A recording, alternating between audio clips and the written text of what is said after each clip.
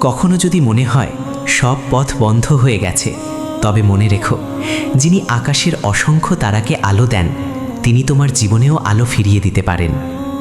মানুষের দরজা বন্ধ হতে পারে, কিন্তু আল্লাহর রহমতের দরজা কখনো বন্ধ হয় না।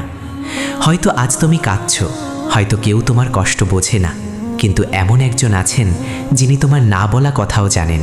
তিনি হলেন আল্লাহ।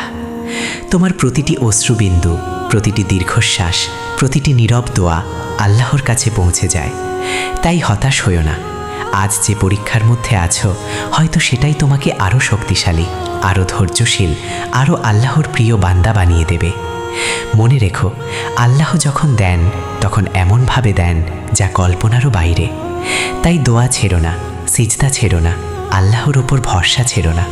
কারণ আল্লাহর রহমত কখনো শেষ হয় না। যে তার উপর ভরসা করে সে কখনো প্রকৃত অর্থে পরাজিত হয় না।